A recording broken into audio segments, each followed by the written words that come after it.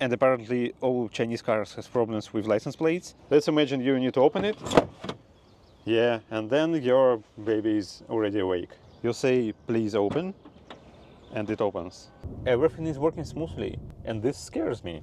This is Geely Monjaro, and this is one of the top selling cars in Russia, made by Chinese brand Geely, which owns a lot of European manufacturers right now, including Volvo and Smart. And actually what we have here is a product of cooperation between Swedish and Chinese engineers, because it's built on the CMA platform developed in Sweden. And you know, a lot of cars built also on the same platform. We have Polestar, we have few Volvos built on that, we have few Geelys built on that. And when we talk about how it looks, in my opinion, it looks amazing. It is a flagship model of Geely.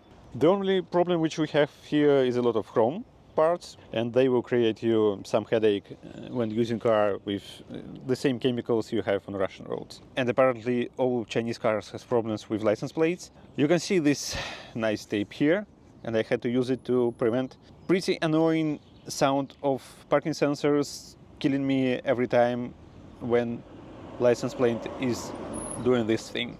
So the problem is that the parking sensor is located too close to the license plate, and Chinese license plates are smaller. Yeah, it reacts to the movement of the license plate and starts beeping all the time. So I had to cover it with this tape, yeah, and it solved the problem for a while. You could expect that Geely will fix it before selling cars in Russia, but yeah, that's apparently one of the smallest issues you have with Geely Monjaro. Speaking of design, I really like how it looks. It has amazing color, amazing lines, amazing proportions, all good. Even from the back, they've created a really nice looking car. They managed to find their own style, and it works. And I think they are one of the first Chinese companies from the mass market that managed to stop copying everyone and start building proper designed cars. Let me know what you think about its design. And in terms of functions, they also have some nice features, which we will cover in what the function video, but let's touch base on at least some of them. For example, you have nice contactless opening of the trunk. So you come to the car, you wait for a while, it starts blinking, then you do a step back. You say, please open, and it opens. Amazing! You don't need to move your foot like that or do anything else. It will just open without any extra actions. Pretty decent trunk. The only problem is the quality of some of the materials. For example, here you have very hard plastic. You have power outlet here. And in terms of build quality, there is a problem with this part. Let's imagine you need to open it. Yeah, and then your baby is already awake. They could build it better. We have a lot of space here. I am 176 centimeters. Yeah, maybe people with 190 centimeters of height will have problems here, but besides that, it's pretty comfortable to sit in. Also, you will get a lot of space with this nice panoramic roof, obviously. You have tons of legroom and pretty nice build quality of everything. Nice Alcantara here. What I have questions for is the quality of this lever. It looks like it's fake. We have 3 zones of climate control system, 1, 2, and 3. You can activate your seat heating, you can change the temperature and all that stuff. And there is an ability to recline your seats, but the variety of angles is quite limited, and the problem is that you have to do this action to recline the seat. That's it. That's all you have. But is it good to drive? Let's find out. So what do we have here? We have 238 horsepower.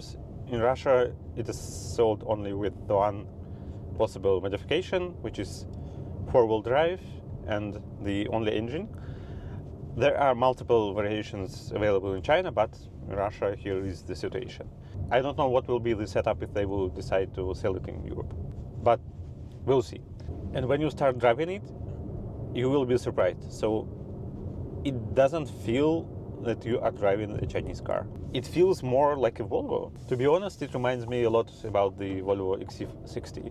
And that's not a coincidence, actually, because the engine which is used here, it's kind of twin brother of one of the most popular Volvo engines of all times. And most of Volvos are equipped with it nowadays, and actually for the past 10 years. T4, T5, T6 and all other modifications. It moves this quite a big car easily. You have 7.7 seconds to 100. That's enough, actually. You have quite adequate reactions from the steering. You have proper suspension. All systems are working properly. You have this nice G-Pilot system, which is actually I would say, the twin brother of Volvo Pilot Assist, partial autopilot system. Everything is working smoothly, and this scares me. In comparison to anything else which is sold now on the Russian market by tons of Chinese car manufacturers, this is literally one of the best cars. And market proves it, because people are buying it a lot. So it is good to drive, it is nice to sit, it has all necessary safety assistance, it has autopilot. What else do you need from the car? Maybe CarPlay, but that's the pity. You don't have CarPlay or Android Auto here. And for me, that's a problem, because I still think that CarPlay, it's one of the best things ever happened to car interfaces. And I think that with this pace of development, we will see really good Chinese cars available also in Europe. And for Geely, it's already the case, because they are already presented in European market by multiple brands they are owning. They are owning Zeekr, they are owning Volvo. Smart is also owned by Geely, kind of money boosted by Geely, and Geely is already in the European market. And maybe in some future we will also see Geely branded cars on the roads of Germany. And now let's check the autopilot thing. So we are driving on the big road in Moscow, and let's ask him to keep 70 kilometers per hour, or maybe a little bit more. We don't have lanes here. Let's wait.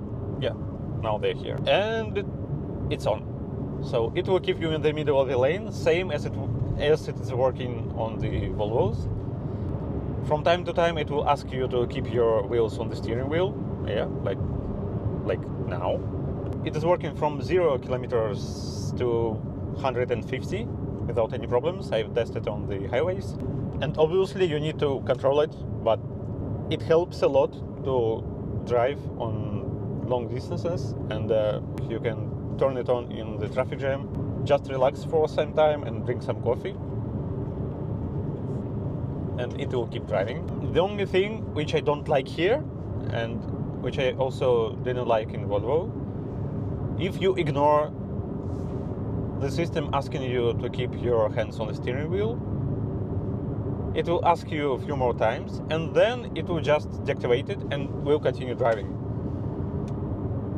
That's it. It will bring you to another car, or no one knows what will happen. And that's strange. For example, when you use it on Škodas, it will ask you to keep your hands on the steering wheel, and if you will ignore it for some time, it will activate emergency braking to kind of wake you up, and then it will start stopping, even in the middle of the street, with activated emergency lights, and that's it.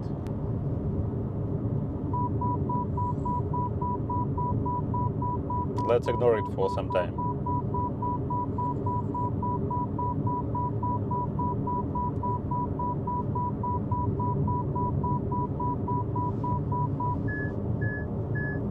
Okay, now it's just deactivated, and it keeps driving. I don't get it, really. We have very nice interior with quite decent build quality, actually, without any crazy Chinese style things, besides this nice golden parts. Yeah, but it looks actually quite nice. We have 3 screens, one for the driver, one for the multimedia system, and one for the passenger. Also, passenger can change the temperature and some other stuff, or you can just deactivate the screen to not be distracted by that while driving.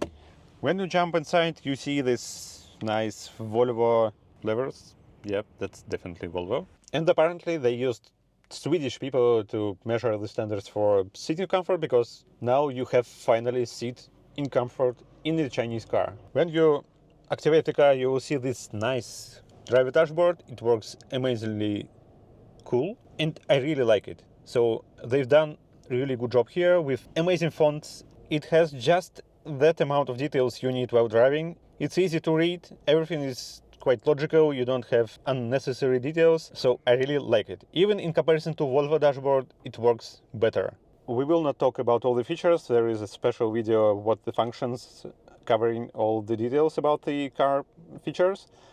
What's important to know that you don't have Apple CarPlay or Android Auto here. You have only this Geely created Carbit Link system, but yeah, you need to connect your phone and you can't see most of the apps here. You need to mirror the screen of your phone. It works quite clunky. And you need to install another app instead of just plugging in your phone and using Apple CarPlay. With all things said, I would say that it's the first Chinese car I really like. I would still prefer Volvo, but you can't buy Volvo in Russia. And if I would live here, I would buy it because there are literally no other options. Let me know what you think about Geely Monjaro.